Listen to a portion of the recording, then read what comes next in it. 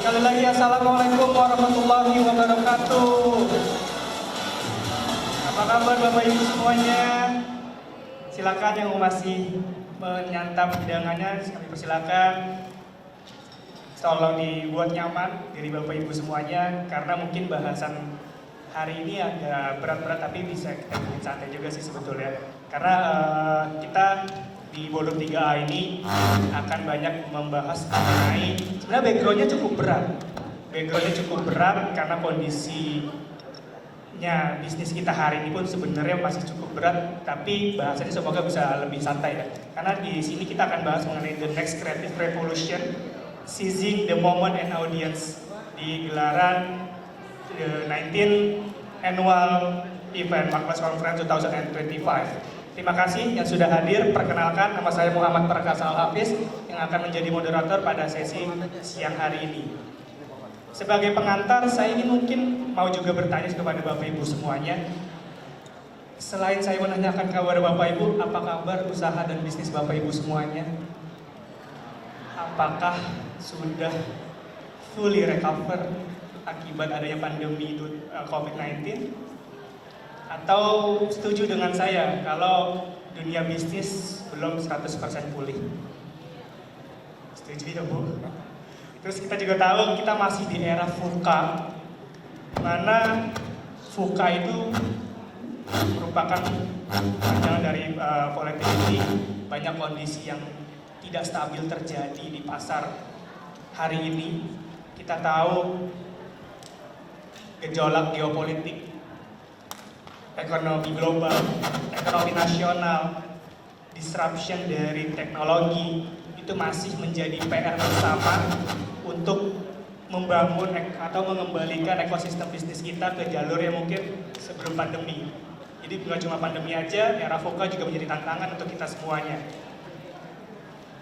Uncertainty, ketidakpastian juga terjadi ketika kita melihat kompetitor kita. Mungkin mereka juga sama bingungnya dengan kita. Kondisi apa ini? Kondisi yang mungkin sama sekali belum pernah kita alami juga. Kompetitor kita bingung, kita membaca kompetitor pun seperti apa, masih banyak butuh insight. Sehingga mungkin kita harus banyak membangun alternatif strategi. Plan A, plan B, kalau nggak jalan yang mana plan yang akan dipakai. Dan Kompleksiti ini terjadi ternyata di konsumen juga terjadi. Kita tahu konsumen hari ini semakin kompleks, customer path-nya semakin panjang di era digital, thanks to internet, thanks to teknologi digital yang bikin konsumen kita itu pengennya serba cepat. Mungkin Bapak Ibu semua sebagai konsumen juga nggak mau kan layanannya lambat. Saya maunya sekali klik langsung datang, klik langsung dapat, dikirim. Tapi itu jadi PR yang berat buat kita ketika kita sebagai seorang pebisnis. Konsumen pun juga semakin tidak percaya oleh brand yang hanya mungkin berbicara satu arah, iklan di ATL aja, tanpa mungkin dia tidak mendapatkan advokasi atau rekomendasi dari teman-temannya. Lalu ambiguity. Pada akhirnya semua informasi yang masuk ke dalam perusahaan menimbulkan ambigu yang akan mempengaruhi keputusan strategi yang akan diambil oleh perusahaan. Setuju Ibu? Mungkin banyak teman-teman yang juga tadi kalau mendengarkan opening dari Pak Hermawan, ada five driver yang mempengaruhi dari lanskap pemasaran hari ini yang diawali dengan teknologi. Teknologi mengubah gaya hidup kita semuanya, teknologi mengubah konsumen, teknologi mengubah lanskap ekonomi, teknologi mengubah kompetitor kita, termasuk teknologi mengubah, mau tidak mau, kita sebagai company juga berubah. Bisa next slide, kita lihat tadi first drivers pertama Pak Hermawan itu AI dan automation. Ini barang apa sih? Yang benar yang mana sih? Yang bagus yang mana sih? Mau kita pakai, perlu kita pakai apa enggak sih? Tapi mungkin sudah banyak, kalau menurut riset itu sudah hampir 40% lebih yang sudah mengadopsi jadinya AI dan automation dan mulai merasakan dampaknya. Begitu juga dengan global and national election, Donald Trump, Prabowo tadi disebutkan oleh Pak Hermawan, dalam waktu singkat sudah fokusnya adalah menjalin relasi antar negara, plus ini PR kita juga, sustainability dan ethical consumption. Ya kita tahu mungkin kita mau masuk ke sustainable business, tapi cost-nya besar, nggak mudah dapetin energi alternatif, dapetin bahan alternatif. Plus saya pernah dapat info hasil riset dari Hakuhodo yang menyebutkan bahwa konsumen hari ini itu adalah conscious consumerism behavior, di mana mereka sadar, khususnya dari Gen Z dan Gen Alpha, mereka sadar ketika mereka konsumsi sebuah produk apakah akan berdampak ke lingkungan. Kira-kira kalau gua konsumsi produk ini ninggalin jejak karbon nggak ya? Kira-kira kalau gua konsumsi ini ngerusak hutan nggak ya? Maka dari itu banyak juga kan produsen makanan minuman yang memberikan QR code untuk menyajikan kira-kira life cycle dari produknya itu dari mana ke mana, hulu ke hilir, apakah bertanggung jawab atau tidak ke people dan planet. Menjawab persoalan-persoalan tersebut, saya punya 3 narasumber sangat hebat, 2 praktisi bisnis Lampung yang mereka terdampak pandemi iya, mereka terdisrupsi teknologi iya, jadi bisa cerita banyak terhadap apa yang kita alami semua soal VUCA, plus 1 agensi global yang bisa dibilang menjadi pusatnya kreativitas. Nanti kita gali. Di sini saya ingin memperkenalkan yang pertama, saya punya Ibu Foni Tresno Santoso, CEO dari SR Land Properties, generasi kedua dari perusahaan yang pioneer di retail development Bu ya, retail department, yang pioneer di daerah Semarang, Jawa Tengah. Dengan kepiawaian Ibu Foni, tidak hanya di lokasi Jawa Tengah, ekspansi juga terus dilakukan hingga saat ini. Untuk itu saya panggilkan Ibu Foni Tresno Santoso untuk naik ke atas panggung.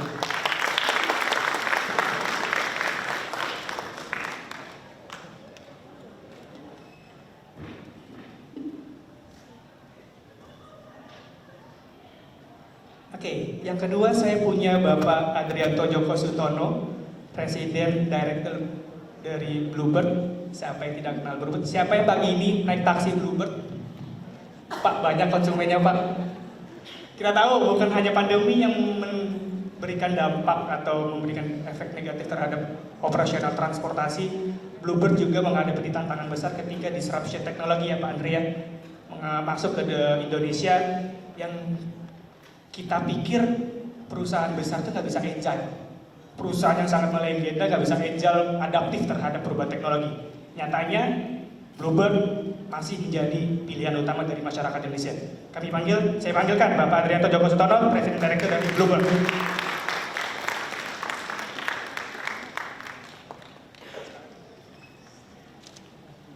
Last but not least, ini saya bilang orang kreatif. Saya punya Bapak Angga Bangun Subur, Head of Innovation Dentsu Kreatif Indonesia, agensi kreatif global asal Jepang yang banyak membantu merek-merek besar. Correct me Pak kalau saya salah, Dentsu menjadi agensi kreatif nomor 1 di Jepang dan nomor 2 di global Pak ya. Dan nomor 3 Pak ya? Pak Adi Pak. Saya jadi mahal ya di sini. Oke Pak, thank you Pak koreksinya Pak. Kita panggilkan Bapak Angga Bangun Subur, Head of Innovation Dentsu Kreatif Indonesia.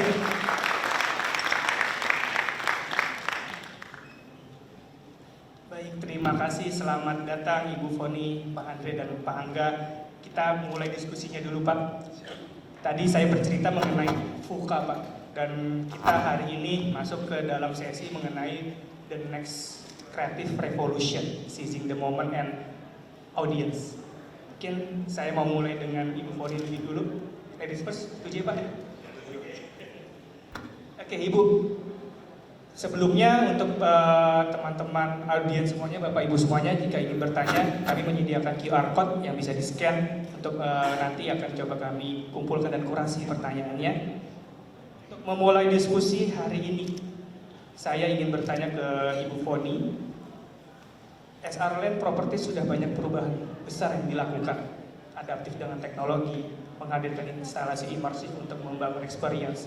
Ya hari ini mungkin konsumen seneng nih dikasih pengalaman-pengalaman yang unik itu, apalagi kalau mau menyasar Gen Z, dan itu sudah dilakukan juga oleh SR Land Properties. sebetulnya apa yang mendorong, Bu?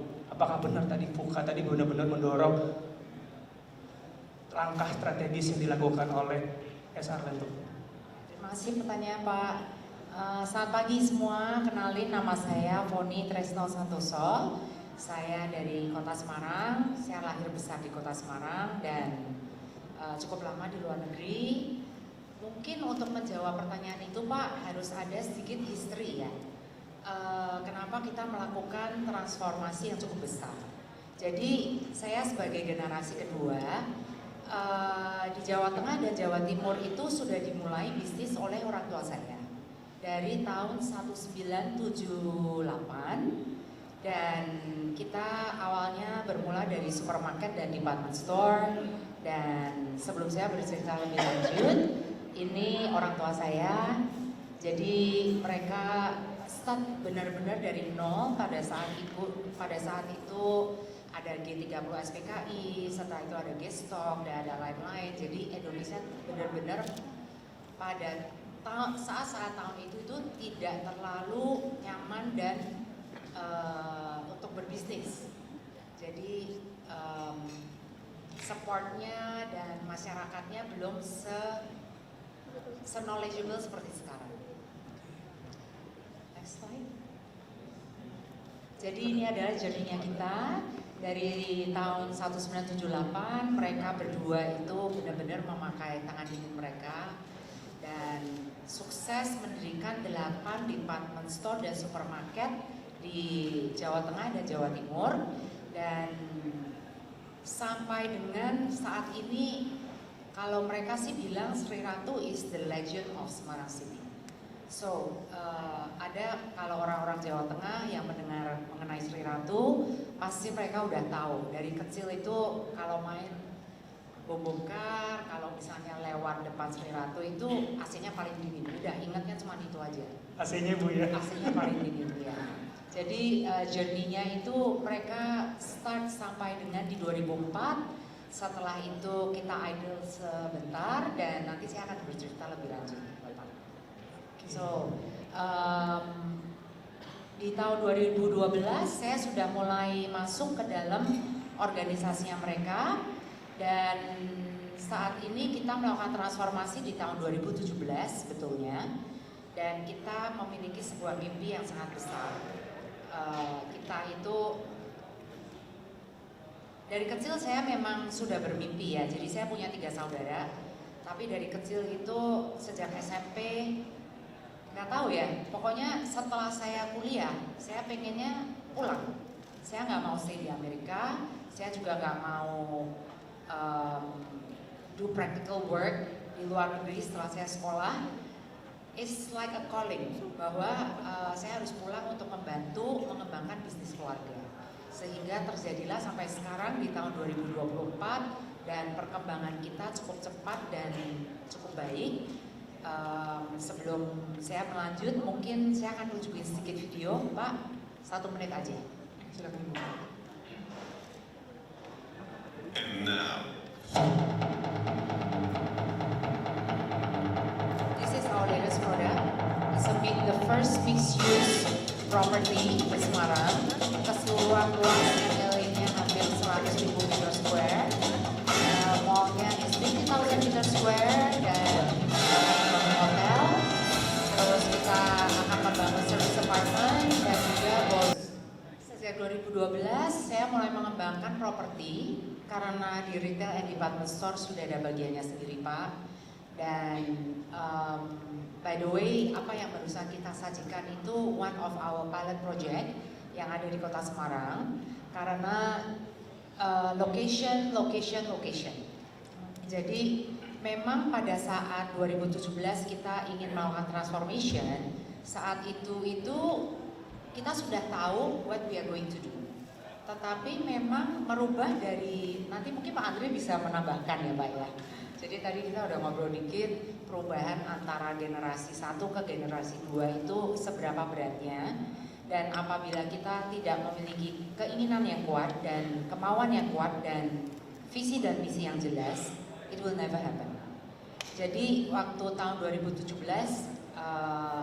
memang kita diisukan cukup kurang baik, dan kita membuka our pilot project tahun lalu, 1 tahun yang lalu, 11 November 2023, dan ini udah tahun pertama ya Pak berarti ya.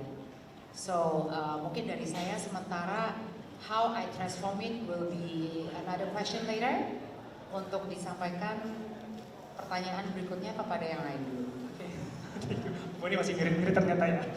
Baik, bicara soal creative revolution Pak, Bluebird sangat agile, kreatif banget. Mungkin beberapa tahun ke belakang mengalami turbulensi cukup kuat juga Pak, pandemi, terus disrupsi dari transportasi online.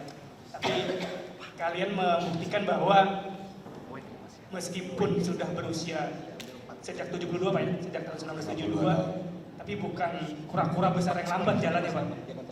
Banyak banget inovasi yang telah dilahirkan, salah satunya memposisikan sebagai mobility as a service terbaik di Indonesia dengan meluncurkan My Bluebird Apps.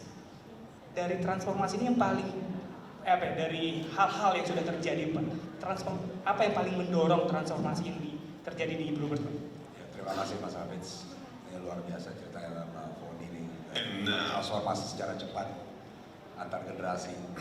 Bluebird sejak 1972, jadi udah 52 tahun menuju ke 53. Memang sejak awal itu culture-nya sudah inovasi dan adaptasi. Jadi kan Pak Foni juga sampaikan apa yang tadi AC paling dingin maunya. Bluebird tahun 70-an itu satu-satunya yang pakai AC contohnya. How we differentiate the service-nya atas sesuatu yang commodity. So you sama seperti tadi, mau juga bisa membedakan. Dan itu yang dilakukan secara konsisten melalui inovasi-inovasi yang sesuai dengan zamannya. Jadi kalau tahun 70-an implementasinya teknologi AC, gitu ya kan. Kalau ada yang mau datang ke kantor kita, ada tuh mobil tahun 1972-nya kelihatan AC-nya AC tempel. Karena memang ditempel, belinya kan tanpa AC. Radio call-nya seperti apa kita install. Ya kan argonya juga masih argo biasa. Itu terus menjadi journey upgrade teknologi. Ya, call center kita dari manual menjadi computerized. Sekarang ya call centernya sudah computerized. Tapi WhatsApp call ada, My Bluebird ada, dan itu berjalannya ya bisa dibilang merupakan mendisrupsi yang lain juga. Ya. Karena kan kita nggak benchmarknya nggak bisa di sini pada saat itu. Jadi itu yang challenging juga buat kita. Pada saat di awal-awal kita teknologi itu tidak secepat sekarang. Ya tantangannya sekarang malah jadi teknologinya berkembang cepat banget. Gimana kita jangan ketinggalan lagi kan gitu. Kalau dulu lambat. Jadi kita punya waktu untuk adaptasi, belajar, implementasi juga bisa bertahap. Saya ambil contoh teknologi yang terakhir tuh. Pada saat disrupsi teknologi itu kan 2015-2016. 2011 kita sudah punya aplikasi pemesanan taksi, namanya taksi mobile reservation. Karena buat kita itu menggantikan fungsi call menjadi apps based. Ini kan masalah mindset ya berarti. Kita belajarnya salah. Kan 2011 belajar dari mana? Gak ada. Ya kan dari benchmark. Jadi pada saat ada kompetisi itu kita belajar banyak lagi. Apa yang mesti dipercepat kita adaptasikan. Kita belajar bahwa oh actually it's an Android based should be. Ya benar. BlackBerry-nya almarhum. Terus makanya kita relaunch aplikasi My Bluebird itu di 2016. Base-nya sudah Android. Tadinya BlackBerry, sekarang jadi Android dan iPhone. Jadi itu bergerak terus dan bukan nggak berhenti di situ karena backbone-nya juga kita upgrade dan selesai semua fully upgraded backbone itu di 2019. Jadi journey-nya itu kita membuat redefining where are we going gitu ya. Makanya kita berbicara mengenai strateginya apa, visinya apa. Cara mindsetnya itu bukan hanya keluar adaptasinya, tapi internal itu perlu karena buy-in terhadap the new technology, the new generations, the new demands, the new market movement itu penting. Jadi bagaimana itu bisa ya waktu itu kita 25.000, 30.000 driver kan ya. Jadi adaptasi itu perlu proses. Dan semakin cepat ya Pak? Dan semakin cepat masalahnya.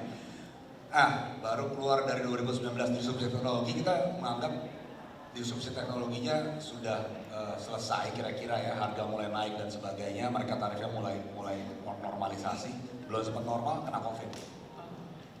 Jadi kita investasi besar-besaran, acquiring company, and then COVID.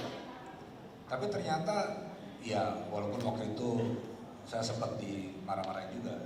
Nah, bisnis investasi gede ternyata COVID, kita kan nggak ada yang tahu COVID. Tapi ternyata pada saat COVID pun teknologi itu yang membuat kita lebih agile. Jadi dari mesin taksi untuk antar orang, jadinya bisa untuk antar barang. Restoran banyak yang kolaps, nggak punya delivery service, ya kita yang serve. Bahkan waktu itu supermarket juga kita serve untuk delivery, banyak kan sembako. Jadi itu saya pikir agility itu semakin lama semakin penting, dan bagaimana kita mentransform apa yang kita punya, relevansinya terhadap market, makanya kita strateginya terikat. Produk apapun kita, dengan pembayaran apapun, multi produk, multi payments, dan multi channel. Itu yang membedakan, sangat kuat. Kita agnostik terhadap channel kita. Makanya kita ada di mana-mana tadi waktu ini udah bilang kok kolaborasi itu, ya buat kita it's an agnostic supply untuk mendapatkan blueprint, intinya sih itu. Di sini ada satu benang merah yang mendorong transformasi kreatif dari kedua perusahaan itu ASEAN, Pak. Teknologi ya, dan perubahan konsumen dan segala macamnya. Selain teknologi mungkin juga harus ada nekatnya sedikit ya Pak Andre ya. Kalau kita nggak punya keberanian untuk merubah generasi lama menjadi what we want dan mengikuti agility, it will never happen. Pak, aku mau geser ke Mas Angga. Mas melihat fenomena kreatif revolution ini Mas, sebagai agensi kreatif mungkin dia udah makanan sehari-hari ini harus bikin kreatif, dituntut cepat dan segala macamnya. Mas Angga gimana memandang creative revolution hari ini? Ya, kalau dari kacamata agensi ya, creative revolution itu mungkin dibagi jadi 3 aspek utama. Yang pertama, perkembangan teknologi yang cepat banget, terus perubahan perilaku konsumen, terus yang ketiga itu mungkin ke challenge-nya kita di industri untuk stay relevan. Nah itu PR yang coba kita jawab. Nah, impact-nya apa? Impact-nya misalnya salah satunya perkembangan teknologi. Nah, perkembangan teknologi ini cukup mengubah banyak hal. Misalnya sekarang dengan automation banyak proses yang bisa kita cut, yang tadinya 10 proses jadi 5 proses. Jadi pada akhirnya akan mempercepat proses kreatif. Nah, mungkin yang tadinya di industri kreatif itu proses ideation itu sifatnya linear ya. Dari briefs ke develop ke delivery itu bisa bertahap, misalnya dari clients ke account dulu, ke planner, ke tim kreatif, dan di tim kreatif pun mungkin fungsinya banyak. Jadi stepnya bertahap. Nah, dengan creative revolution itu udah nggak linear lagi sekarang. Jadinya lebih terintegrasi, semuanya bisa memberikan output yang sama sehingga menghasilkan solusi ataupun ide yang lebih kuat seperti itu. Nah, di Dentsu sendiri cara menjawab itu adalah dengan kita membuat struktur baru yang namanya solution team. Jadi nggak ada lagi tim account, tim kreatif, tim dan lainnya terpisah, tapi kita build satu dalam satu tim solution. Misalnya tim solution A untuk menjawab challenge A, tim solution B untuk menjawab challenge B. Jadi prosesnya lebih terintegrasi dan lebih enrich lah proses. Kira-kira seperti itu. Mas kalau boleh dibocorin Mas, saat ini banyaknya secara general mungkin ya, life cycle untuk melahirkan inovasi baru di perusahaan itu seberapa cepat? Ada bulan sekali kan sekarang atau masih kayak dulu setahun atau 2 tahun sekali? Atau bahkan harus sebulan sekali udah ada kreatif lagi? Iya, bisa lebih cepat sekarang. Karena yang pertama kita punya keleluasaan dari tim yang agile ini, keleluasaan untuk menghasilkan masing-masing divisi untuk menghasilkan ide. Yang kedua, kita punya data yang kaya sekarang kan. Kita punya insight yang lebih bagus dengan adanya perkembangan teknologi. Jadi itu sangat membantu kita buat jadi apa ya? Jadi bahan bakar buat kita membuat sebuah ide atau solusi. AI, data analistik mendukung customer intelligence untuk tadi ya sebagai bahan bakar kita untuk melayani inovasi ya. Oke, Bu Koni, apakah juga mengalami hal yang sama di SR lain dalam pengembangan bisnis Ibu? Oh tentu, karena everything is about adaptation ya Pak ya. Jadi pada saat kita how I do my creative thinking and revolution pada saat saya merubah keseluruhan manajemen dari rezim lama. Orang kalau ngomong tuh rezim lama ke rezim baru itu seperti kayak I think it's either a Korean movie or Chinese movie yang rajanya ada dua gitu ya. Jadi what I did yang pertama mungkin rada berbeda dengan IT, which I agree artificial intelligence, digitalization itu udah nggak bisa lepas dari kehidupan kita saat ini. Tapi awal-awal yang saya bentuk supaya company ini bisa grow sesuai visi dan misi saya yang sudah saya buat, itu salah satu adalah meng-create tim. Tapi jenis tim yang kita cari itu udah bukan agile lagi Pak Angga. Itu yang chameleon. Ya, jadi saya mau taruh mereka di mana aja, mereka harus kerjain apa aja, mereka harus do what they do best. Itu menurut aku nomor satu. Jadi team is a major impact in the company. You cannot just do everything by yourself ya. Because tim itu untuk saya saat ini itu udah nggak bisa di zaman kita sekarang. Kita itu membuat tim is our employee. Mereka memang employee kita. Memang kita yang menyiapkan supaya company ini bisa grow. Dan kita meyakinkan bahwa orang-orang yang berada di company kita itu bisa terbayar is number one, is definitely people need to live ya. Tapi tim itu harus benar-benar passionate and they need to be very good at what they're doing supaya hal-hal detail yang dikerjakan oleh rezim lama itu nggak berlaku di rezim sekarang. Kalau nggak kita nggak akan bisa berkembang gitu Pak. Selain adaptasi juga saya sendiri pun harus beradaptasi dengan tim yang kita rekrut. Karena di tim kita itu saat ini terdiri dari 4 generasi Pak. Jadi saya yakin Pak Andre, Pak Angga nanti bisa cerita juga generasi gapnya. Jadi kita kalau selalu melakukan training of the month. Jadi training itu tujuannya adalah menyatukan pemikiran mereka. Itu yang paling sulit. Jadi one of the creative how you adapt and how you can improve your company is to improve your people and to change your people and be friends with them. Oke, yang ujung-ujungnya adalah biar bagaimana perusahaan itu stay relevan dengan konsumen Bu ya. Betul, customer is always number one. Dengan gap generation ini Bu, untuk membaca kebutuhan konsumen, apakah sudah based on data atau masih kuat wisdomnya Bu? Both. Because data itu adalah sangat penting. I'm very perhatian ya, sangat perhatian dengan data karena itu salah satunya supaya tim itu pada saat kita training mereka tahu. Saya kalau bekerja, saya ada satu misi, departemenku itu misinya apa dan KPI-nya itu apa dan mereka harus mengerjakan apa supaya selain company puas, mereka sendiri juga puas. Soalnya it's very hard to maintain people kalau they are not passionate, terus mereka nggak dikasih challenge, apalagi generasi Z. Generation Z itu susah banget, dan kita kalau mau ngelatih generation milenial, kalau baby boomers sudah nggak ada ya Pak ya di tempatku. Milenial masih ada, baby boomers is all gone. So, yang paling susah itu menyatukan generasi milenial dengan generation Z. Karena yang milenial ngerasa, lu tuh siapa sih? You're still young. Tapi yang generasi Z, ya saya barusan share itu something from Instagram ya. So the boss is calling the generation Z. Hey Bob, how are you? Where are you? Are you coming to work today? Maybe not. Why? I got no parking. Terus si bosnya ngomong gini, you know, you can just park on the street. Kalau misalnya parking lot kita full, lu tinggal park on the street because you're in the US and you just need to pay. Nanti kalau ada yang kosong, lu masuk lagi.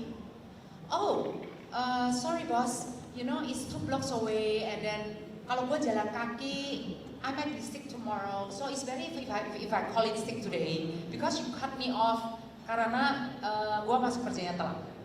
So balik ke generation millennial and Generation Z, we do monthly training to put their thoughts together to become one.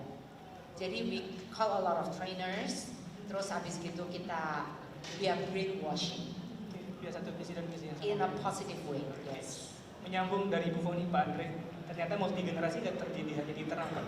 Eksternal konsumen kita pun sekarang sudah multi generasi. Gen Z, Gen Alpha, Gen X dan Y mungkin sudah juga menjadi konsumennya Bluebird, Pak. How to handle, Pak? Bluebird yang lakukan apa, Pak?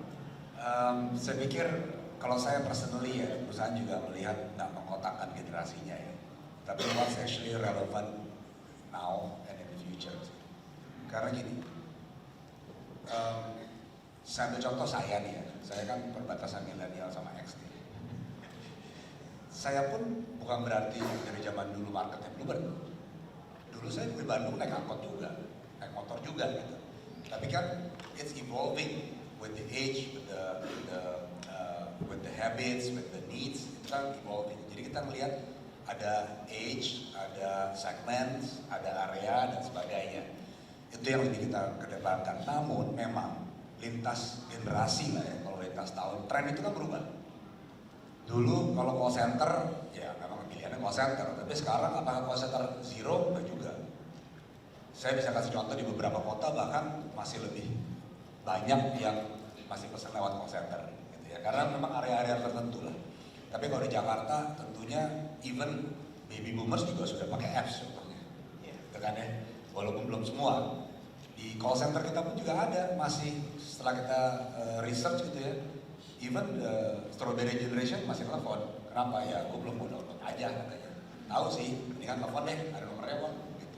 Jadi ada beberapa hal yang menurut kita more relevant towards the current trends. Itu sama seperti di internal, di luar juga sama. Kalau di internal, dulu mungkin trendsnya adalah kalau ada apa-apa, ngomong bisik-bisik. Jadi biarkan dindingnya berbicara nyampe ke atas. Kalau sekarang kan lebih ekspresif, jadi kita buatkan forum. Sama seperti customer kita dengarkan inputnya, di dalam pun kita buatkan forum untuk mereka bersuara apa. Nah enaknya zaman sekarang, ya lempar dulu tuh semua unek-uneknya gitu. Jadi kita bisa nyari dari situ. Nah kita beradaptasi dari sana. Makanya di layanan My Bluebird pun semakin lama semakin ramai pilihannya kan. Dari Bluebird, Silverbird, bisa jam-jaman, bisa charter, bisa fixed price. Jadi itu juga karena masukan-masukan tadi yang di zaman sekarang itu relevan layanannya. Jadi no matter, makanya kita bilang mobility as a service, multi produk kita bisa melayani multi channel dan berbagai macam fungsi. Dan ya growth kita di My Bluebird pun terasa karena pilihan itu langsung dikasih ke customer kita, mau yang pilih jam-jaman bisa. So it's not about generation gap lagi kan, it's about the current need-nya saat ini apa atau frekuensinya. Channelnya pun bukan digantikan, justru terus ditambah ya Pak ya?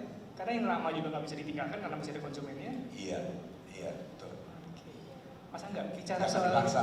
Nggak bisa Jangan dipaksa. dipaksa. Kalau konsumennya bengkok ya Pak? Iya, yang penting relevan nggak servisnya, bisa kita layani, diakses, tetap dengan akses yang mereka pilih. Bahkan kita kan makanya agnostik terhadap channels. Dalam arti, ya kalau dibilang tadi partner dengan siapapun, dengan kompetitor pun kita berpartner. Kita ada di sana. Jadi buat kita itu yang lebih penting, memberikan channel untuk bisa mengakses layanan. Oke, nah Mas Angga, dengan tadi melanjutkan soal generasi, semakin muda generasinya semakin kompleks demand-nya dan mungkin anxiety desire-nya. Untuk itu mungkin butuh tadi revolusi kreatif. Dan rasanya di konsumen muda hari ini tuh seneng dengan tidak lagi iklan satu arah. Mereka pengennya brand storytelling. Lu jago banget nih Pak. Bikin brand storytelling petingginya jadi supir satu hari. Sempat viral beberapa kali juga viral kan dari sisi agensi kreatif global Pak. How to create brand storytelling yang kreatif hari ini? Ada nggak sih do and don'ts-nya? Do and don't sebenarnya nggak ada, justru kreativitas itu nggak boleh ada do and don't. Jadi ya udah dibebaskan lah. Dibebaskan. Kita. Yang jadi challenge kan adalah gimana caranya ide yang kita buat itu ya relevan dengan audiensnya kita. Termasuk ke bos ya Pak? Iya, Bos atasan. Kalau nggak relevan kan harus dia harus di-approve dia. Nah, gimana caranya kita harus relevan? Nah, dulu mungkin kita cari relevansi itu dengan cara yang mungkin agak-agak manual. Kita do some research, mungkin bisa desktop research atau bisa do FGD dan sebagainya. Nah, sekarang proses itu bisa dipercepat dengan adanya misalnya data intelijen. Nah, dari data intelijen itu kita bisa tahu behavior customer kita 7 juta apa sih? Mereka tuh maunya apa sih? Nah, itu yang akan jadi bahan untuk kita nge-crack creative ideation. Nah, terus juga kan misalnya bicara tadi tentang generasi baru ya, dengan Gen Z. Gen Z itu mereka emang cari produk ya, tapi mereka tuh peduli dengan misalnya isu-isu sosial, isu lingkungan, terus sustainability. Nah, itu juga salah satu mungkin aspek yang harus ditangkap oleh brand. Bisa nggak brand value-nya juga mengangkat isu-isu tadi? Mungkin ada contoh In Indonesia. Do you believe that this is a Pantene ad? Here's how it started. For years, Pantene and other brands have been promoting conditioner, but Indonesians still don't use conditioner. To move the needle away and launch the new Pantene Miracles conditioner, we have broken Pantene's category communication pattern from Pantene's perfect elegant female celebrity icon into someone, I'm Pantene. Okay, meet Keanu. Not that one. Yup, this Keanu. Male. Long, unruly hair and famous for his short temper. DM Keanu guys, rame-rame hashtag rambut capek. Hashtag rambut capek. We orchestrate the campaign started from his tiring hair frustration until Pantene responded to his cry.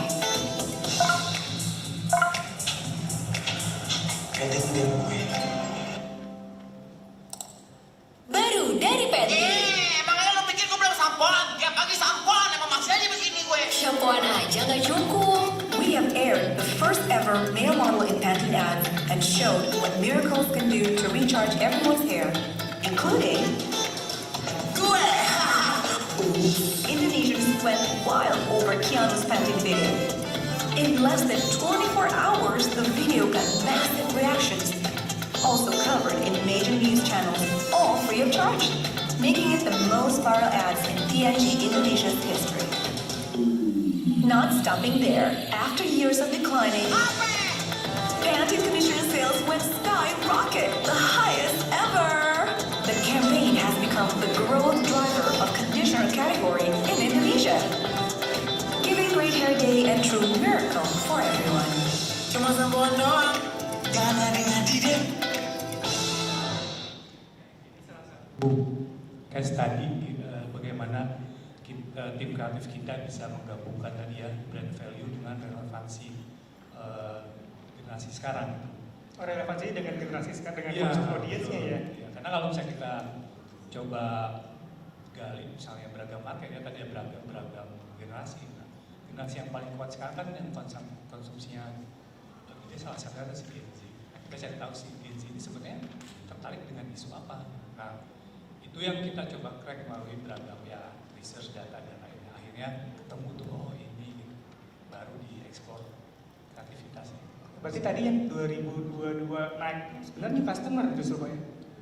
Gabungan. Gabungan ya? Ya betul. Mungkin marketnya udah mulai seru, akhirnya di-boost dengan cara baru, it works. Saya masih tertarik dengan Pak Andre soal brand storytelling. Kalian jago banget, Pak Sigit disuruh nyetir seharian. Terus kemarin viral juga Pak Samuri ya Pak ya, driver dari Bluebird yang membantu temannya. Apa-apa diberitain jadi viral Bluebird. Apa Pak kuncinya Pak? Rahasianya apa Pak? Sekarang Bluebird sendiri, nama Bluebird sendiri itu dari cerita kan, cerita dongeng burung biru dari negara Eropa yang saat jadi nama burung biru itu sendiri udah story. Core kita udah filosofi karena pendiri kita generasi satu itu seorang ibu. Cerita dongengnya adalah dia gadis kecil yang sedang sedih, menangis, datang burung biru bilang jangan menangis, kalau kamu hidup susah, kerja keras, jujur, pasti bisa. Makanya ditaruh nama Bluebird. So, itu becoming culture. Kalau tadi bahwa kita seakan-akan gimmick, ada yang narik taksi, enggak. Middle management kita ke atas itu semuanya wajib narik. Itu sudah diterapkan dari tahun 2007. Itu syarat promosi Pak? Kenapa? Syarat promosi itu bukan? Oh, no. Itu syarat berkelanjutan secara periodik mereka harus narik. Agar mendalami bisnis. Iya, karena kita harus tahu front facing kita, customer apa, rasanya jadi pengemudi itu apa, tools yang kita kembangkan itu sudah user friendly, driver friendly atau belum. Tapi kita tidak berhenti di sana gitu. Maksud saya itu sebenarnya juga ada cerita panjang ya, karena generasi 1 dan generasi 2 founding the company. Jadi pada saat generasi 3 masuk, walaupun saya masuknya juga dari level management training mulainya dulu, tapi selalu yang disebut oleh generasi 1-2 itu, you are still cannot feel what we feel. Jadi saya mulai narik taksi dulu. Setelah saya narik, akhirnya saya bilang ke generasi kedua, bener juga, mendingan semuanya dibikin wajib. Supaya, itu kan tadi generation gap kan, ada sesuatu yang mereka rasa hilang. Nah itu yang kita kembangkan, yang kita lanjutkan menjadi periodic activities dari middle management ke atas supaya merasakan dan ikut improvement. Dan itu bukan hanya dari taksi, tapi outlet kita itu dengan rutin kita datangin, kita ketemu, kita lihat apakah tools komputernya ini itu software semua sudah bisa diperbaiki. Nah, tapi mengenai kalau customer facing, mungkin yang kita sekarang pertanyakan adalah, is it Bluebird taxi company? Kita tadi bicara mengenai taksi. Apa sih arti mobilitas? Apa arti mobilitas? Memindahkan kita dari satu tempat ke tempat lain. Betul. Tapi buat Bluebird, setiap kilometer itu berarti. Karena perpindahan itu pasti ada tujuannya. Berangkat kerja berarti mencari nafkah buat keluarga. Berangkat sekolah berarti menatap masa depan. Ke rumah sakit itu ada tujuan yang lain. Even ketemu teman untuk silaturahmi. Nah, core itu yang kita perkuat di internal. Sehingga semua yang melayani itu tahu. Mobilitas itu bukan perpindahan tempat.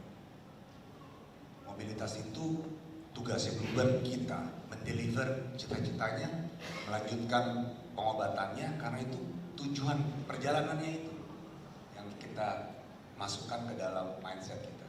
Setiap kilometer berarti. Setiap kilometer berarti. Gitu. Menarik Pak. Terima kasih. Boleh kalau tepuk tangan Bapak Ibu?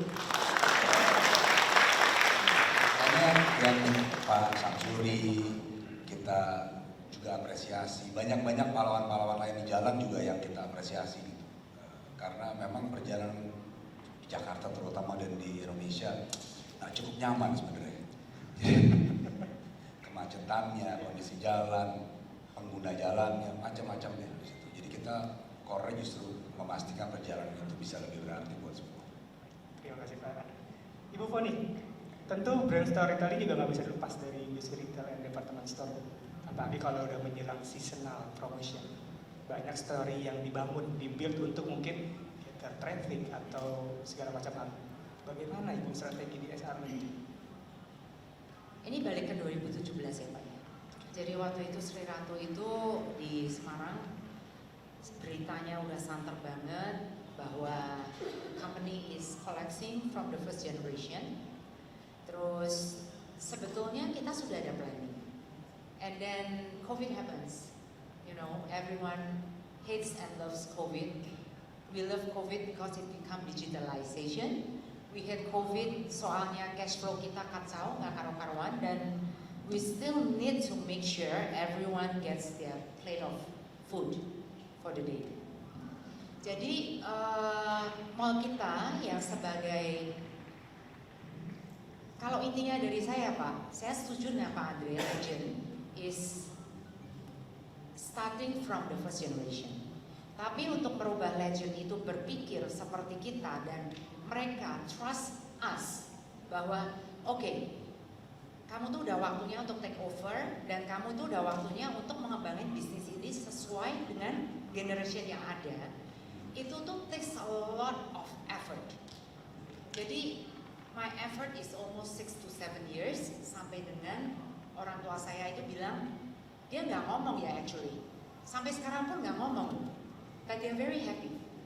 Jadi we managed to finish the mall dalam waktu, jadi kita mundur 1,5 tahun karena COVID, tapi dalam 1 tahun pembukaan 11 November 2003 sampai dengan sekarang, Queen City Mall, nanti kalau ada yang mampir ke Semarang silahkan mampir, itu has been my dream. Jadi I wanted to make a mixed use property, and arahnya sekilas tuh saya udah tahu long term itu orang Indonesia itu seperti apa, walaupun saya lama di luar negeri. Jadi rada-rada susah gampang. Yang penting generation Z sekarang bukan kayak kita lagi loh Pak. Kalau saya sama Pak Andre mah udah selesai kerja capek pulang nonton Netflix ya. We just create, actually it's a very easy for in my thoughts ya. Pada saat kita mau launching Queen City Mall as the first mixed use property di Jawa Tengah, itu adalah one is spending our budget. Jadi pada saat we recruit a marketing and branding manager, general manager, saya sudah menyiapkan sebuah angka. Dan angka itu 1 tahun kalau nggak dipakai, just to maintain the legend. Karena Sri Ratu is legend. So how we continue this legend? At the moment now, itu udah pasti we need to spend with capex untuk sustain the branding to transform Sri Ratu itu menjadi SRN Properties, and it's not cheap. It's not cheap. Kecuali saya nanti kerja sama Pak Angga ya. Jadi nanti dibuatin pentin tapi model properti gitu gimana caranya itu ya? Langsung dapat. Tapi diskonnya 50 nawarin di depan orang bayang dulu ya. Jadi one is we put a certain percentage for the first year. Saya memang memberikan percentage yang cukup besar, 15% out of our target revenue. Dan si brand manager ini, si GM ini, she has to spend it all. If she doesn't spend it all and it's not working, she's under KPI. That's number one. Cukup berani ya Bu? Oh berani. Harus berani ya. Jadi kalau ketemu ya. aku, lu udah ngabisin duit gue berapa? Oh baru segini tuh, oh, oke aman, masih ada 6 bulan ya. So that's number one. We spend with expenditures. Yang kedua itu generasi Z sekarang anak saya 4 Pak, cewek semua. Jadi ada yang generationnya saya udah lupa deh, after X, M, and then well I have an alpha. So generation alpha ini, they tell me a lot of stories. Jadi aku belajar banyak dari mereka. Dan nomor 1 is just like, Mom, YOLO, Mom, FOMO. Jadi aku udah tahu, the fear of missing out di generation Z is very high. Jadi dalam 1 tahun itu, saya udah minta tim saya, dan kebetulan saya juga senang banget sama marketing ya, karena ide-idenya itu it just pop and pop and pop and pop and make me cannot sleep. So I need to pressure my people, right? Soalnya kalau bosnya yang nggak bisa tidur kan kasihan ya, udah kerja keras, lembur terus, pulangnya paling malam. Ya gue suruh mereka nemenin dong. Lu mikir anak gue sampai jam 8 malam, ya kan? Terus and I put generation Z inside the team. Terus saya minta mereka itu untuk, lu tuh kepengennya apa sih? So this 1 year, Queen City Mall, alhamdulillah ya, itu udah 95% occupied. Kalau masuk ke dalam Instagram Semarang Go, Semarang Project dan lain-lain, we are quite viral there. Karena they just say ini si Foni ini, kalau orang Jawa ngomong itu ya, ki kentir. Jadi edan. She's crazy. But I just don't think it's crazy. Karena kalau kita mau make the legend stay, ini kursinya muter terus.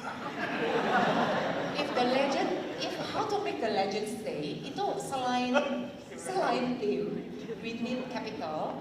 And then yang ketiga itu, we just do crazy events every month. Every month. Jadi kalau kalian ke Semarang, it's just edan ini Queen City. Gila ini orang. Kalau ke Semarang jangan lupa turunnya langsung naik Bluebird ke Queen City. Kamu lagi mau ngajak kerja sama, business people kan. So we always is in opportunity. Yes, Everything siap. way that we can meet is already apa namanya kalau orang Cina ngomong itu bukan. Oh ingatnya Tuan. Kalau saya ini tuh namanya jodoh. Nah, kalau udah jodoh ketemu, there will be more opportunities. Jadi saya tadi barusan cerita nih sama Pak Andre, Pak Semarang kayaknya Bluebird waktu itu pernah tutup ya sekali ya. Maksudnya it just go away from the market. So I can help you with that, but we can talk about some business first. Terus saya juga sama Pak Wali, Bu Wali itu banyak kerja sama Pak. Jadi nggak apa-apa itu sebentar doang. So I want everyone to get motivated bahwa you have to dream. Everything starts from a dream, ya kan? So we can work together karena lokasi kita dekat dengan kota lama. Jadi we are going to give free seperti di Singapura, free shuttle yang dari Queen City Mall ke kota lama is only 3 minutes drive, and then they can go around kota lama for free. Yeah, and then they can come back to Queen City Mall and stay in our hotel with Bluebird taxi. Yeah. Saya punya bus juga. Saya mau jadi berterima kasih nih ke Bu Foni, Pak Andre, Pak Angga, karena KPI saya bukan hanya knowledge dan insight, tapi juga harus melahirkan kolaborasi dan networking, Pak. Ini udah tercapai semua. Saya pamit nggak deh. Baik Bu, kalau mau tepuk tangan untuk ketiga narasumber kita boleh? Mas Angga, tenang Mas, kebagian Mas. Seasonal marketing sudah menjadi seperti makanan wajib setiap tahun oleh para pemasar. Dulu mungkin kalau kita ingat promosi tanggal kembar itu cuma terjadi 2 bulan. Sekarang setiap bulan. Apakah semua orang atau brand itu harus masuk terus ke sana, ke seasonal itu? Dan bagaimana sih memilah mana yang relevan untuk mereka, mana yang relevan untuk kita? Seperti apa Mas untuk merancang seasonal marketing campaign ini? Seasonal promo itu kan berarti seperti hari raya, lebaran, payday ya, 12-12 dan sebagainya, itu tuh sesuatu yang ditunggu-tunggu oleh audiens sebenarnya. Jadi di titik tertentu audiens itu udah mengalokasikan budget sendiri untuk di-spend di misalnya di 12-12. Wah, gua mau beli sepatu, antara nunggu 12-12. Nah, justru itu jadi tanggal penting buat brand karena market tuh udah kebenermos ya, udah tahu bahwa akan ada promo di tanggal itu. Nah, sekarang tinggal ya bagaimana brand tap in ke tanggal itu, terus bagaimana stay relevan di tanggal itu di market. Misalnya di hari raya, apa sih yang tren di hari raya, siapa sih yang tren, nah, bagaimana market bisa masuk ke situ atau brand bisa adaptasi di situ. Nah ini sebenarnya ada case study yang relate dengan hari ini saya akan ngomongin Fadil. This is how Pocari Sweat become the winning brand on Ramadan this year. To give you the context, Ramadan is the Super Bowl of Indonesian F&B, where brands are so obsessed to show the ideal Ramadan with loving families and touching stories. But Pocari Sweat knows fasting in tropical weather like Indonesia make Ramadan has its own problem, bocor.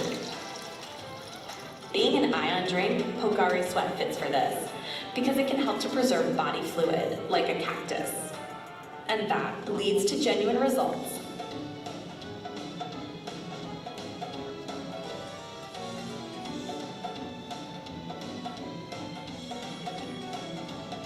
For the first time ever, Pocari dominated the association for sober drinks.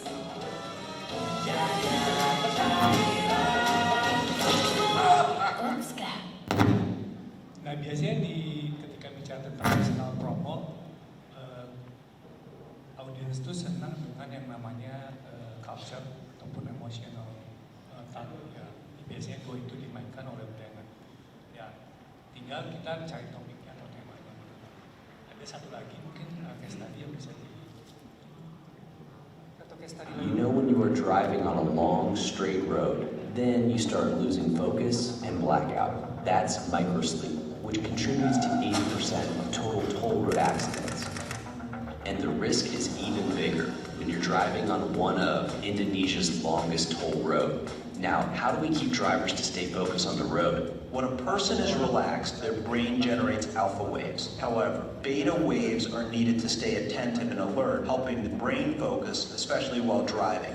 One way to stimulate beta waves is by listening to high-pitched sounds around 500 hertz, combined with a tempo that is neither too fast nor too slow. So Jasa Marga created Wake Up Ads, Microsleep Breaker, a scientifically designed sound ad to battle microsleep, using a lullaby every Indonesian knows. And flipped it over. Then inject high C5 notes and 500 hertz frequency with medium tempo.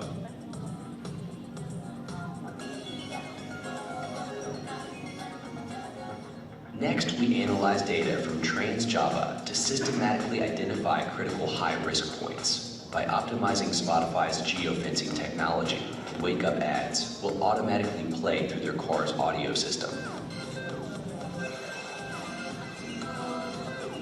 boosting beta waves and immediately trigger drivers' focus back.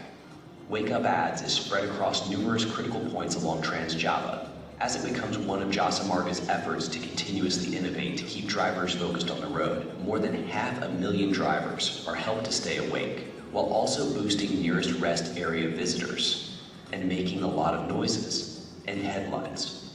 Now you can drive safe and sound with Wake Up Ads. Ini salah satu inovasi mungkin yang kita buat. Bisa demonstrasinya Pak Andri nih Pak? Nah, langsung ya misalnya. Nah, sekarang bayangkan kalau misalnya lagi mudik kan kita biasanya dengerin lagu. Kalau tadi denger lagunya biasa aja lama-lama ngantuk, tapi tiba-tiba di titik tertentu kita tahu bahwa itu adalah area yang berbahaya. Kita play itu ads-nya Spotify. Kan otomatis banget. Itu yang inovasi yang pengen kita tunjukkan. Oke, boleh tepuk tangan Bapak Ibu. Untuk pertanyaan ke semua pembicara, ada ide dan saran nggak Bapak Ibu untuk melahirkan kreativitas yang biasa sering dipakai apa sih? Biasanya benchmarking ke kompetitor kah? Terus saya sebenarnya agak sebel Pak, banyak banget pelaku industri yang benchmarking ke sesama industrinya, akhirnya kreativitasnya nggak tersebar, gitu-gitu aja. Beda kalau misalkan orang cross industri, oh saya dari industri F&B tapi benchmarking ide kreatifnya ke olahraga, ke aviation.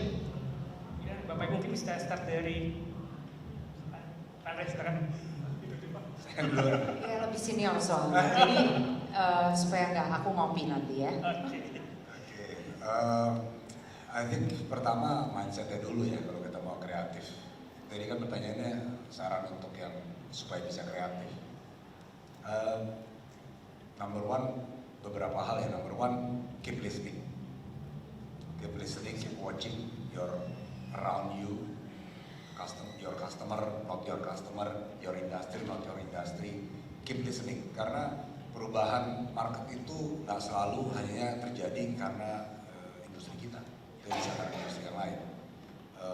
Benchmarking perlu pasti untuk tahu dari mana, tapi yang paling penting nomor satu selalu listening to customers and the market, walaupun bukan market kita. Saya pikir itu yang paling selalu kita coba konsistensinya kita lakukan. Nah, so the key is how persistent dan how consistent you're doing it. Karena kalau berbicara mengenai ke depan, 1-2 kali itu nggak cukup.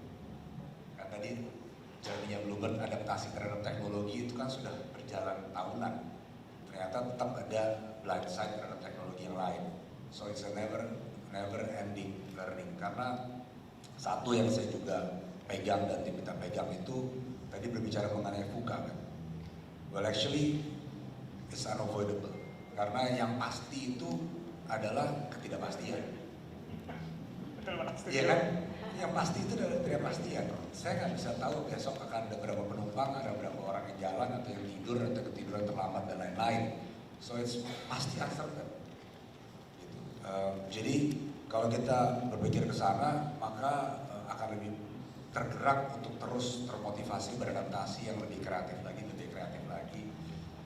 secara konsisten dan persisten. Jangan lupa, kita kalau punya komitmen bagus, tapi komitmen itu kan internal. Kalau persisten itu sudah action. Buat saya ya, at least di mindset kita, consistency juga about result actions.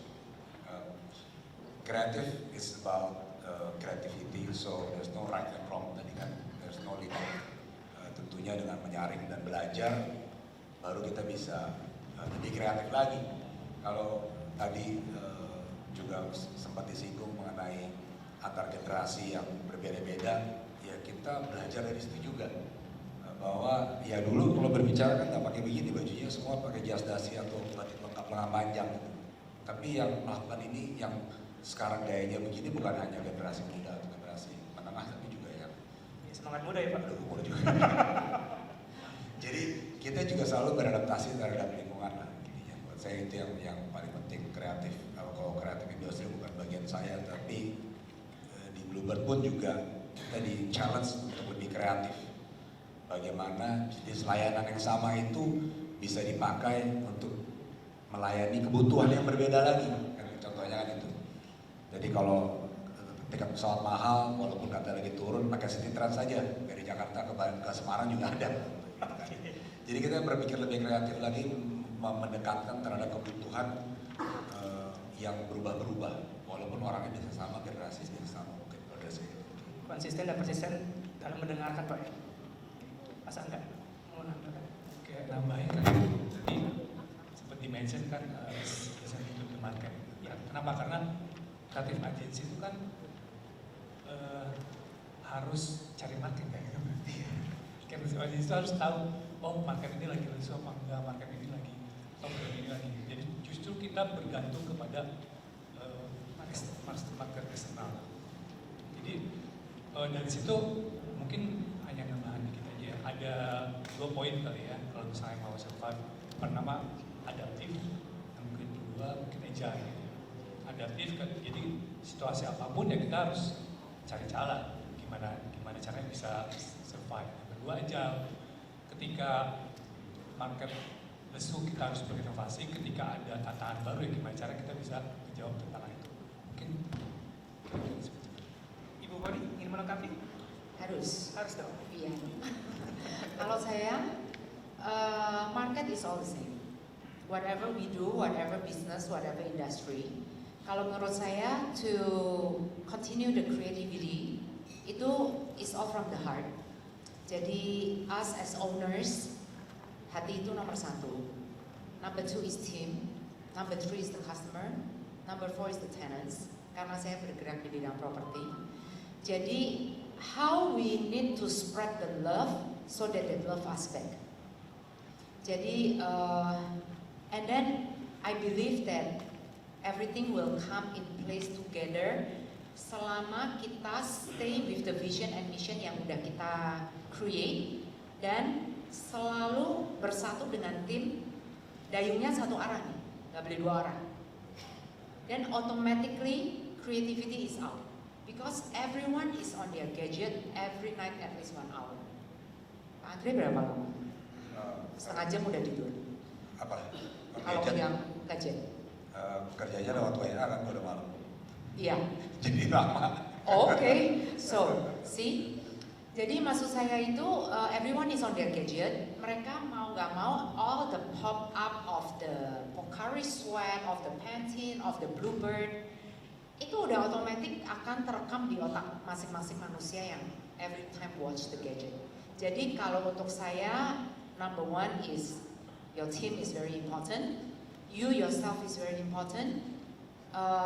Everyone is the same. We are all human. There is no, we are all partners now. Jadi nggak ada yang namanya lu bos, gua anak buah. We have, apalagi kalau udah masuk ke generation Z later on, yang tadi nggak jelas ya, besok mau ngapain nggak jelas. Jadi maybe the last from me ya, last quote. Saya sekarang sih selalu mikirnya don't think of the past, be at the present, and dream about the future. Because you will never know what the future is going to bring you. Everything starts from a dream. Terima kasih Bu Boni. Tepuk tangan untuk penjelasan kita. Bapak Ibu, kita masuk ke sesi Q&A. Saya udah banyak menerima pertanyaan, namun tadi panitia udah ngangkat-ngangkat timekeepernya untuk hanya 2 pertanyaan. Mohon izin, yang ini ada dari Ibu Munirah. Ibu Munirah untuk Mas Angga. Saya izin bacakan saat ini. Ibu Munirah di sebelah mana? Oke, terima kasih Ibu. Saat ini kita berada dalam posisi di mana kompetitor sedang tumbuh pesat dan menunjukkan kinerja yang positif. Seberapa perlu kita reaktif terhadap hal tersebut dan bagaimana strategi Bapak untuk tetap bertahan dan fokus mengembangkan bisnis? Hal apa yang harus kita fokuskan dan benahi terlebih dahulu, Pak? Perlu reaktif nggak sih, Mas? Kalau reaktif perlu banget, karena kita kan harus tagih di satu market ya. Nah, competition-nya seperti apa yang mereka lakukan, ya kita harus tahu. Jadi ya, istilahnya apa ya, kita harus tahu kompetitor tidak hanya dari desktop research, tapi kita harus tahu dari misalnya mungkin dari kacamata Creative Agency, kompetitor ini sedang nge-build apa sih? Mereka nge-build misalnya tim baru, mereka nge-build sales force baru, atau mereka nge-build tools baru. Nah itu yang kita harus reaktif dan aware. Tools itu bisa membantu mereka, dan apakah yang mereka buat baru itu bisa merubah market. Nah, itu kita bisa pilah-pilah. Kalau ternyata yang mereka lakukan misalnya bisa disrupt market, ya kita harus buru-buru reaktif apa yang perlu kita lakukan. Seperti itu. Oke. Menjawab? Bu Nira, terima kasih banget. Pertanyaan kedua dari Pak Ivan. Sebelah mana Pak Ivan?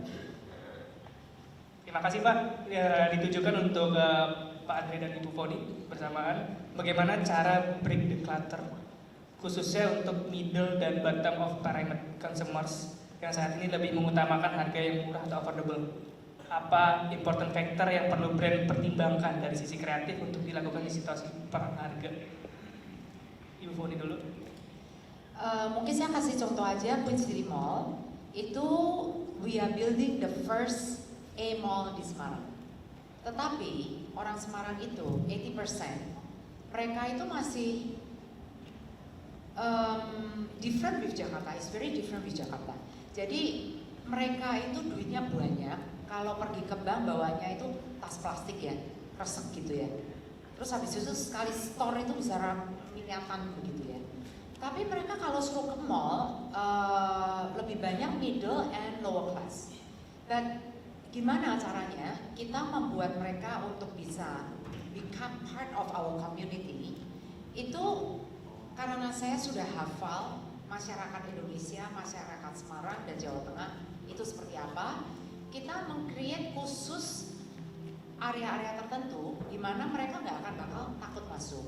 Itu satu. Yang kedua, event yang kita create itu benar-benar event yang sudah di-analyze bahwa mereka yang they don't have to pay. Kita panggil Ziva Magnolia, kita panggil Nadif. Terus Rosa launch her first 25 years album itu yang pertama di Jawa Tengah itu di Queen City Mall. Jadi pada saat kita blast dan sebagainya, people just come.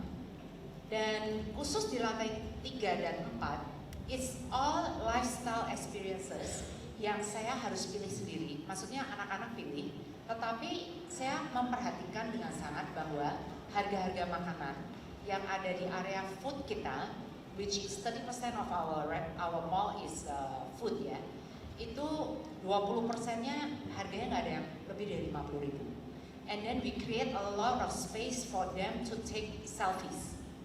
Lokasi-lokasi yang penuh dengan, kita ada Harajuku Street. Bapak nanti kalau teman-teman ada yang mampir ke Semarang, that's the first. We give a lot of surprises. Mereka itu jadi senang dengan surprise. Seperti setiap hari belajar Shopee, terima barang padahal bayar sendiri kan senang ya. Yang ini gratis. Jadi kita bukannya bertahap. Walaupun kita udah ready, kita udah tahu we need to give the bomb itu kapan, dengan timeline dan the proper time management. Oke, terima kasih Pak Andre. Bagaimana Pak? Kreativitas seperti apa Pak? Kita tidak terjebak perang harga. Jawabannya rada kompleks karena Bluebird sendiri tidak pernah percaya dengan perang harga sih, gitu ya. Terutama kalau flashback pre-ride hail ya, itu kan ada tarif atas tarif bawah. We are okay not to be the cheapest, tapi yang paling penting hygiene factor kita relevan nggak dengan customer yang kita berikan. Karena kalau itu hygiene factor tingkat layanan kita tidak significantly and consistently different, lebih baik dibandingkan kompetitor. So you cannot, then you have to price war. Kalau buat Bluebird itu, tapi bukan tidak penting. Harga itu penting untuk wajar supaya sustainability-nya berkelanjutan. Kalau kita mau promokan terus, mau sampai kapan? Cash flow nggak sehat juga ya Pak? Cash flow nggak sehat. Ya emang kalau lagi punya war chest, kayak kebanyakan startup, gampang ngomongnya, bakar aja dulu. Kita kan nggak begitu. Majority of normal business will not do it. Mungkin promotional, seperti event, seperti use case dan lain-lain, kita bisa lakukan. Seperti kita sekarang fixed pricing, kita lakukan promosi mengenai bahwa kita punya feature fixed price. Kita punya layanan baru ini itu iya, tetapi bukan secara layanannya kita price war. Karena kita memilih bahwa layanan itu yang lebih penting. Teknologi bisa diadopt, kita sudah buktikan kita adopt teknologi. Kendaraan pun bisa dibeli oleh siapapun. Jadi buat Bluebird, human factor-nya itu lebih penting karena dia yang mendeliver layanan. Dia yang akan membuat perbedaan antara layanan kita dengan kompetitor kita. Kalau kita tidak bisa significantly, consistently better, ya kita akan diadu harganya. Kuncinya di value tadi Pak. Iya, kan sekarang kompetitor kita kalau retail dulu jauh banget, sekarang udah dekat. Mereka sendiri juga ada kelas-kelasnya lagi kan, ada yang udah mahal atau udah normal lah ya, udah normal harganya, ada yang masih penetrasi market. Ada beberapa retail dari luar negeri yang sedang akan masuk. Mereka sedang mempersiapkan, mereka harganya lebih bawah lagi. So, it's a never ending story menurut saya kalau price war. I mean, unless you have the biggest war chest, I would suggest, my suggestions do not go into price war. And choose your market yang appreciates your value dan consistently deliver your value propositions to be relevant. I think that's more important. Thank you Pak Andre, thank you Bu Foni, thank you Mas Angga. Boleh tepuk tangannya? Jawab ya. Oke, kita sudah di penghujung acara, Bapak Ibu semuanya. Terima kasih untuk ketiga narasumber yang hebat-hebat milik saya hari ini. Bisa saya simpulkan bahwa kita harus tetap relevan kepada konsumen. Tadi Mas Angga bilang kita harus adaptif dan agile. Pak Andre bilang kita harus konsisten dan persisten dalam mendengarkan konsumen. Dan Bu Foni berpesan by the heart, from the heart, kita harus berangkat dari hati kita untuk konsumen kita. Itu tadi sesi dari Marcos Conference di New Revolution of Creativity. Terima kasih. Untuk sebelum kita turun panggung, saya ada sedikit appreciation of certification Pak. Bu, boleh di... Oke, terima kasih.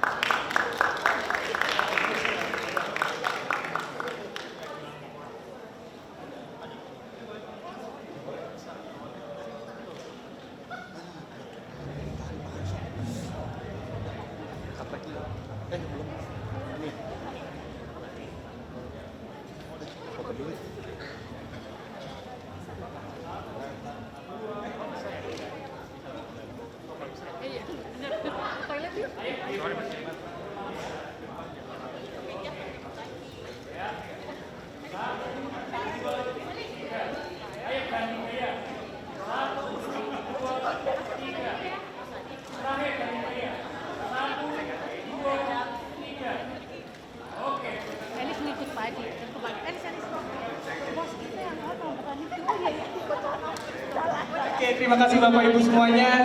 Nampaknya agenda selanjutnya adalah kita jalan makan siang bareng di depan. Yang harap untuk menjaga tetap kebersihan di area